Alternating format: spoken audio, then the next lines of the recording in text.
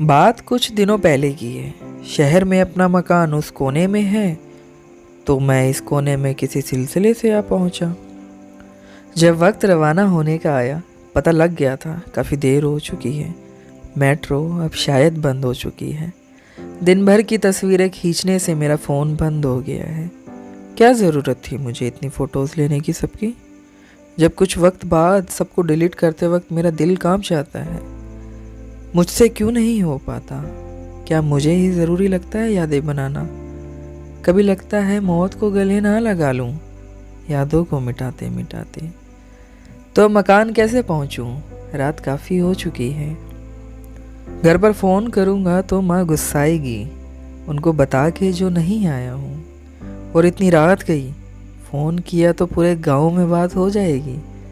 और यहाँ मकान में तो सोनी दीवारें मेरा इंतज़ार कर रही है। तभी एक किनारे पर कोई शख्स नज़र आ रहा है। भला ये कुत्ते को लपेटे क्या कर रहा है? देख कर लग रहा है शायद यहीं थोड़ी देर रुक जाऊं। मुझ जैसा ही तो लग रहा है, या शायद मुझसे बेहतर है। कहीं जाने की फिक्र नहीं सता रही है इसे, और मैं कहीं रुक नहीं पा रहा हूँ। मेरा सवाल ये था, भाई तुम यार ठंड में क्या कर रहे हो? घर नहीं है तुम्हारा?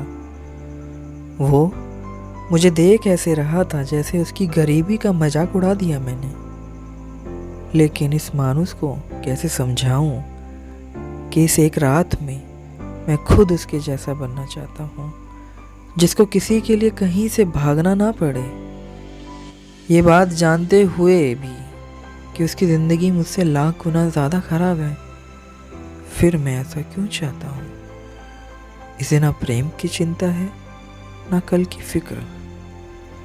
ये मुझ में एक अजीब उमंग भर रहा है, सादा जीवन जैसा मैं चाहता था। मेरा सवाल, अरे भाई तुम यहाँ क्या कर रहे हो?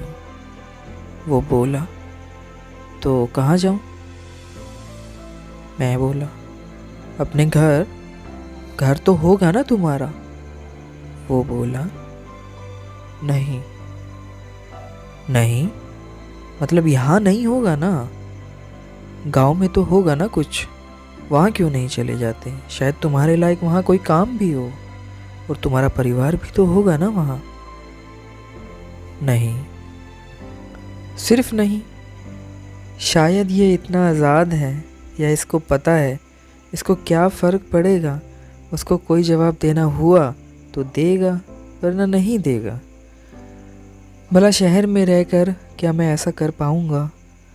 जब मन हुआ मुंह खोलकर कुछ भी बोल दिया? शायद नहीं। वो पूछा मुझसे, तुम यहाँ क्या कर रहे हो? और मैं खुद इस सवाल का जवाब ढूंढ रहा हूँ, मैं यहाँ क्या कर रहा हूँ? मैं बोला, मेरा मकान बहुत दूर है, मैं नहीं पहुँच पाऊँगा। अब शायद सुबह जा सकता हूँ। अच्छा। मैं बोला, तुम कुत्ते को लपेटे क्यों हो? वो बोला, इसको ठंड लग रही है। हाथ रखकर मैंने भी देखा, कुत्ता कांप रहा था। शायद भूखा भी होगा बेचारा। वो मुझसे फिर सवाल किया, साहब आपके पास कुछ खाने को मिलेगा? मैं सन से सन्नाटा हो गया। मुझे ख्याल नहीं आया कि शायद ये भी इस सर्दी में भूखा हो सकता है। अब इतनी रात को मैं क्या लेने जाऊं? और बटुए में पैसे मानो कागज सामान रह गए हैं, जिनका इस रात कोई मूल्य नहीं। थोड़ा घूमने के बाद कुछ नजर नहीं आया, मानो इस शहर में कोई जिंदा ही नहीं। सिर्फ एक वो, और एक मैं, और वो कुत्ता। वापस उसके पास गुमसुम जाकर बैठ गया। वो भी समझ चुका था, शायद उससे भी गरीब हूँ मैं। अब तो बात भी नहीं हो रही मेरी। अब क्या करूँ मैं?